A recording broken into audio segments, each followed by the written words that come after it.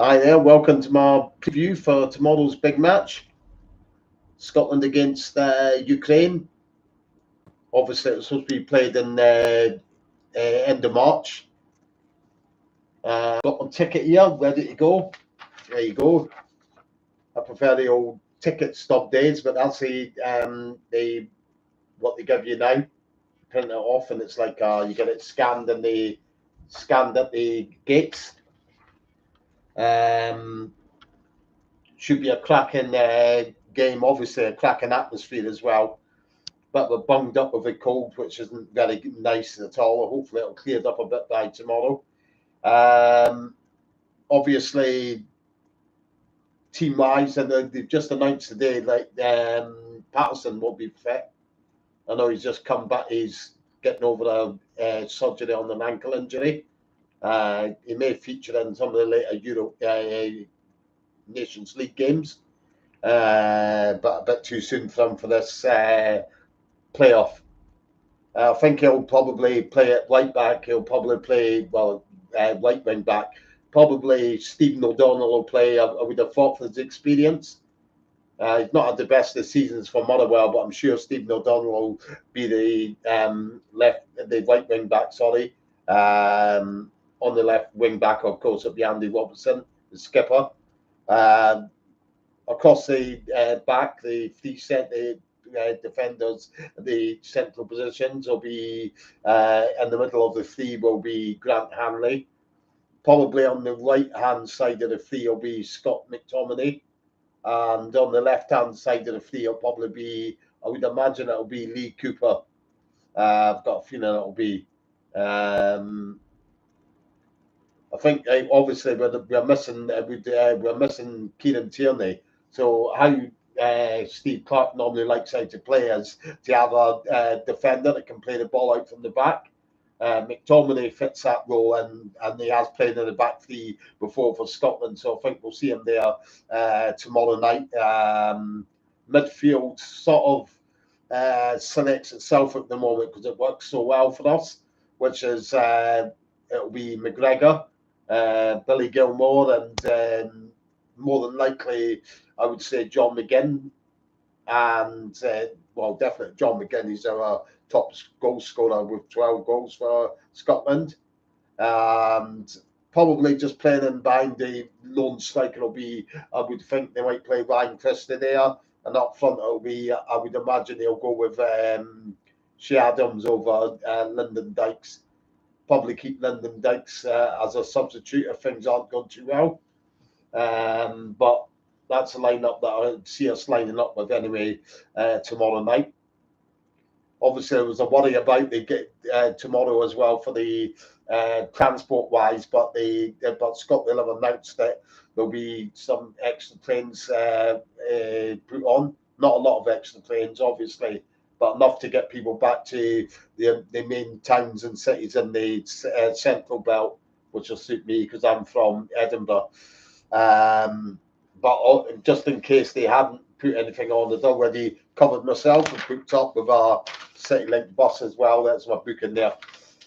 So obviously there's a lot of stuff in the press as well about the game as well. There's a lot of press saying, "Oh, let Ukraine win." Even Graham Souness is coming out and saying that he hopes Ukraine wins. It'll be the best for and send a message to Russia, which I don't agree with, obviously, because where do you stop? You know what I mean? Where do you stop with this goodwill towards Ukraine? Scotland have done their goodwill bit when they put on charity match. All the proceeds from the recent friendly against Poland went into aid Ukraine. So Scotland have played the part there already, if you see what I mean. So I really don't see this always sort of like bend over backwards, if you know what I mean. The goodwill ends, as far as I'm concerned, and hopefully it'll be the same with the players as soon as they run out onto that pitch. It's 11 versus 11. It's who wants it more, obviously. Scotland haven't been to a World Cup since 1998. I think Ukraine's last World Cup was 2006. So obviously we've waited longer for it than Ukraine have. So the players will be really hungry. There's players like Craig Gordon. I think this might be his third World Cup campaign. So he's tried many times and failed. You've got other players like Neil Robertson, snooker player. Andy Robertson, he'll be desperate to get to a World Cup after the other successes he's had in his career now. He'll be looking to tick that box. Same with all the other players we've got in our squad.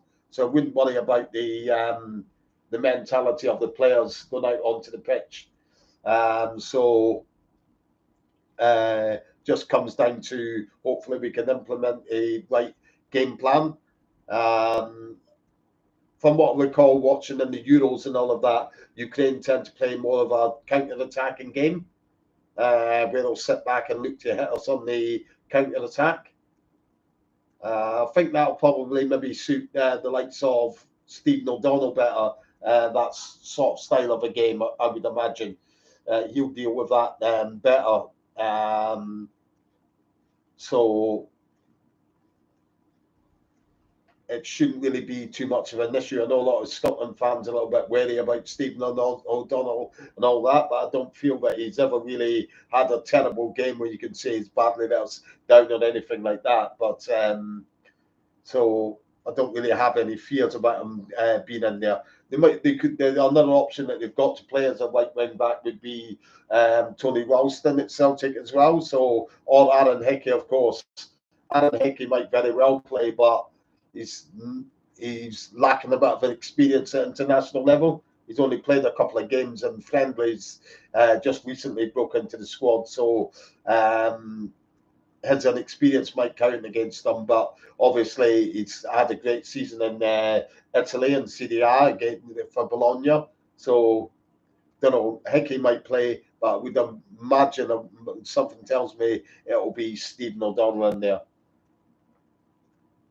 So I'm quietly confident that we'll get the win. I would imagine that it'll be a very close game. Nobody's going to run away with it. May go to extra time or even penalties. It may even do.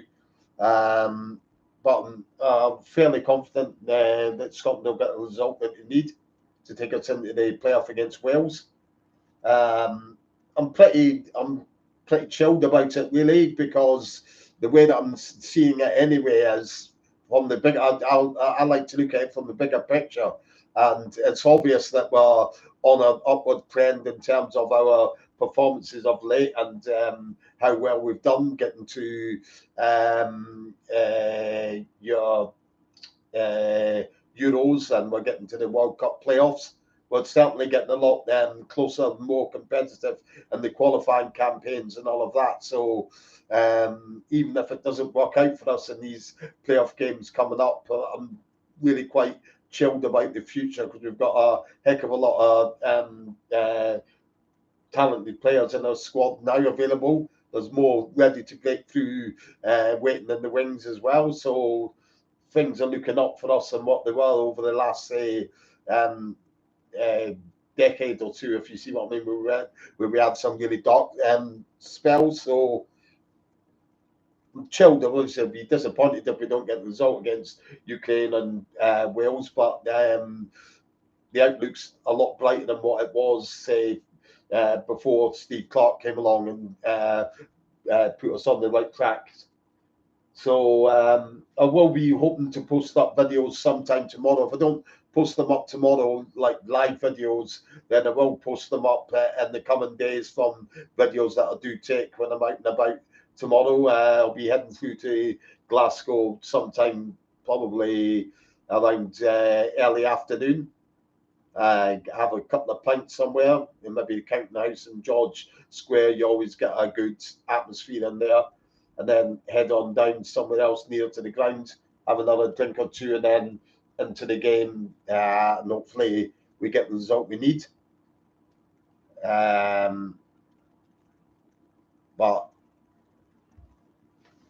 we'll see. Hopefully my cold's cleared up by then as well. But best of luck to Scotland tomorrow. That's all I'm going to say on that now. And hopefully I'll be back doing another. I'll do another blog probably after the game sometime, maybe over the weekend. Or maybe on Thursday sometime, I might do a short blog just to let you know how I thought the game went. And watch out for any more videos that I post up again as well from the game and the build up to the game that we'll do tomorrow. Okay, so just say, come on, Scotland, get the result for us, and see you soon.